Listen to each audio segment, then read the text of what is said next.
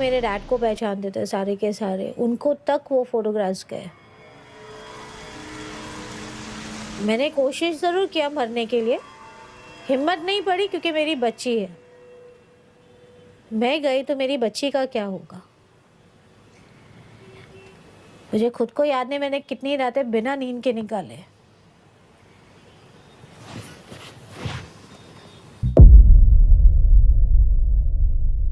जय हिंद दोस्तों, आज की हमारी ये वीडियो बहुत ही इम्पोर्टेंट है। अगर आज आपकी ये वीडियो स्किप कर देते हैं तो ये हादसा कल को आपके किसी प्रियजन के साथ भी हो सकता है। तो खुद को या आपके किसी भी प्रिय व्यक्ति को इस दलदल में गिरते देखने से पहले ही आज ही इस स्कैम के बारे में जान लें। तो आज की हमारी ये वीडियो लोन ऐप के ऊपर है, जो कोविड-19 से पहले ये ऐप इतने ज़्यादा चर्चा में नहीं थे जितने कि कोविड-19 के बाद से। तो आइए सबसे पहले ये जानते हैं कि ये लोन ऐप क्या है और कैसे काम करते हैं। आप सभी लोगों ने तो ऐसे ऐप के बारे में ज़रूर सुना होगा जो बिना किसी डॉक्यूमेंट वेरिफिकेशन के लोगों को सिर्फ 5 मिनट में लोन प्रोवाइड करा देते हैं। ये ऐप्स बिना किसी आईडी प्रूफ को वेरीफाई किए, बिना कोई सिविल स्कोर चेक किए, बिना किसी डॉक्यूमेंट वेरिफिकेशन के 50,000 से 1 लाख तक के इंस्टेंट लोन आपको घर बैठे बैठे मोबाइल से ही प्रोवाइड करा देते हैं। और आम आदमी ये सोचने लगता है कि बिना किसी मेहनत के घर पर बैठे बैठे विदिन 5 मिनट, वो भी बिना किसी डॉक्यूमेंट वेरिफिकेशन के लोन मिल रहा है, तो ये सही है। ऐसा सोचकर इस ऐप को अपने मोबाइल पर इंस्टॉल कर लेते हैं। फिर इसके बाद बिना इस ऐप के बारे में जाने आप इंस्टेंट लोन पाने के चक्कर में इसकी पॉलिसीज़ को पढ़े बिना ऐप को उसके द्वारा मांगे गए परमिशन को इनेबल कर देते हैं और अपनी सारी डिटेल्स फिल कर देते हैं। तो अब दोस्तों, यहाँ से आपकी ज़िंदगी के काले दिन और सबसे ख़राब दौर की शुरुआत होने वाली है, क्योंकि आपने इन ऐप्स के द्वारा मांगे हुए सारे परमिशन को इनेबल कर दिया है। अब आपकी सारी जानकारी और इम्पोर्टेंट इन्फॉर्मेशन जैसे contact number, galleries, photos, videos, आपके सारे प्राइवेट डाटाज, डॉक्यूमेंट्स उन ऐप्स के पास चली गई है। अब आप इस ऐप के मायाजाल में बुरी तरीके से फंस चुके हैं। अब आप मान लीजिए कि आपने इन ऐप्स के द्वारा 10,000 तक का लोन लिया, वो भी 1 महीने के लिए। जैसे जैसे समय बीतता जाएगा, इस पैसे को पे करने के दिन से कुछ दिन पहले से ही आपके पास इन ऐप कंपनी के द्वारा कॉल्स और मैसेजेस आने चालू हो जाएंगे। अब यहाँ पे 2 चीज़ें हो सकती है दोस्तों, या तो आप सही समय पर लोन पे कर देते हैं या फिर लोन पे नहीं कर पाते। तो दोनों कंडीशन में ही इंसान इक्वली फंसा है। अगर आप इनके पूरे लोन पे कर देते हैं तब भी, और नहीं पे कर पाते हैं तब भी, इन ऐप के द्वारा आपको ब्लैकमेल करना स्टार्ट कर दिया जाता है। अगर आपके लिए हुए 10,000 के लोन को पे कर दिया जाता है तो आपको ब्लैकमेल करके 10 गुना ज़्यादा रकम मांग की जाती है, और लोन नहीं पे की जाने पर आपको लोन अमाउंट पे करने के लिए ब्लैकमेल किया जाता है। तो आइए दोस्तों, अब आगे जानते हैं कि क्या है इनके पैसे वसूली के तरीके।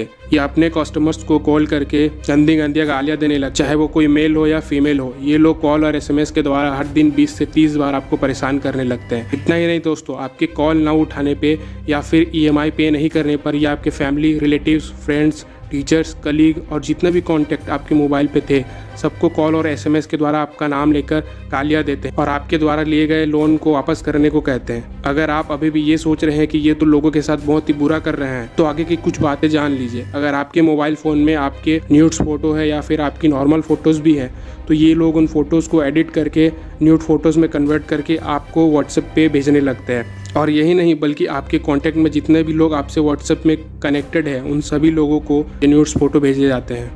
आपके भाई बहन, mummy papa, relatives, friends, colleagues, सभी को आपकी एडिट की हुई न्यूड्स फ़ोटो भेजी जाती है और आपके द्वारा लिए गए लोन को वापस मांगा जाता है। अगर बात इससे भी नहीं बनती तो ये आपके मोबाइल में रखे हुए आपकी बहन, दोस्त, कलीग के फ़ोटोज़ को भी एडिट करके आपको और उनको भेजने लगते हैं। और ये सिलसिला तब तक चलता है जब तक कि आप उनकी मुँह मांगी रकम को ना दे दे।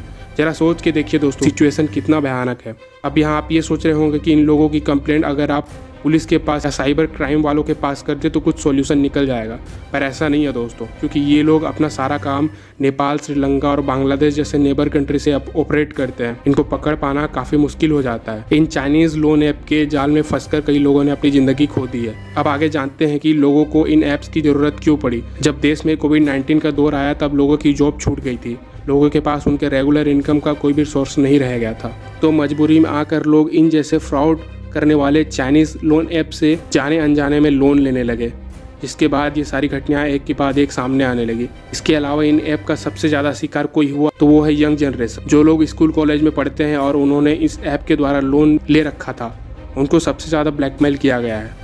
तो आइए दोस्तों, इस वीडियो में मेन मुद्दे और वीडियो के कंक्लूजन पे आते हैं। अपने मोबाइल पर कोई भी ऐसा अनजान ऐप को डाउनलोड ना करें जिसका आपके मोबाइल पर कोई भी काम ना हो।